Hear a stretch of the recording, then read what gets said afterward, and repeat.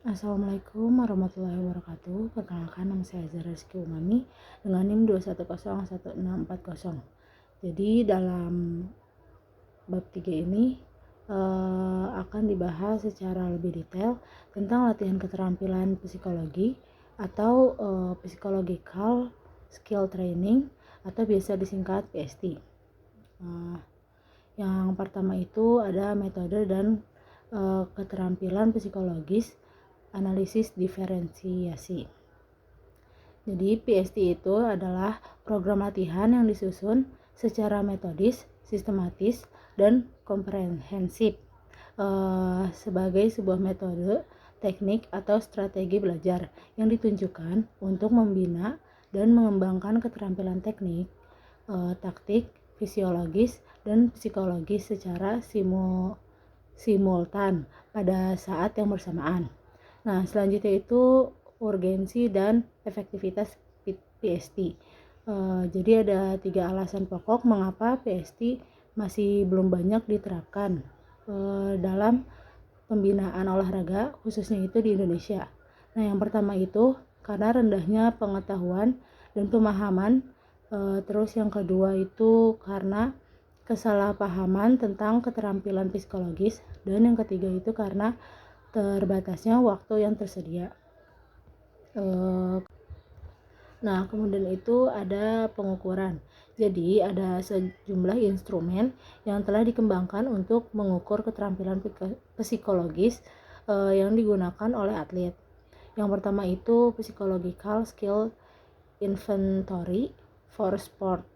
Yang kedua itu ada Athletic Coping Skill Inventory.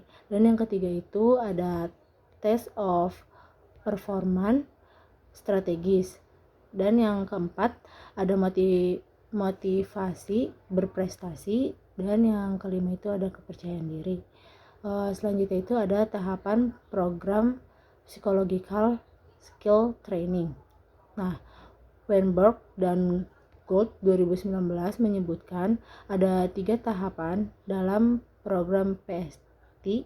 Yang pertama itu tahap pendidikan, kedua tahap penguasaan, dan yang ketiga itu tahap latihan.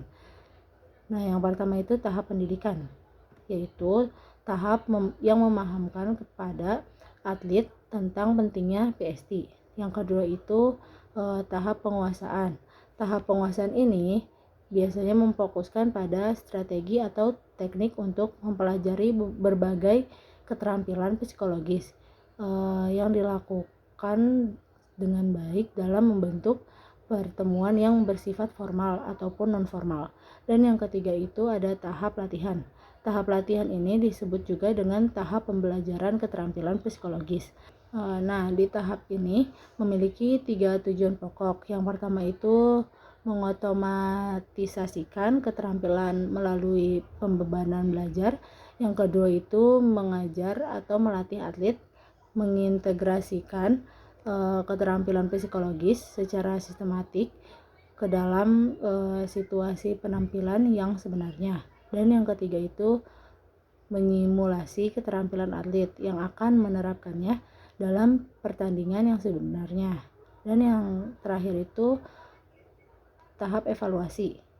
Nah, jika di tahap penguasaan, atlet melaksanakan asesmen kebutuhan untuk mengetahui masalah-masalah berkenaan dengan keterampilan psikologis. Pada akhir program latihan, atlet harus pula melaksanakan evaluasi akhir. Sekian dari saya. Wassalamualaikum warahmatullahi wabarakatuh.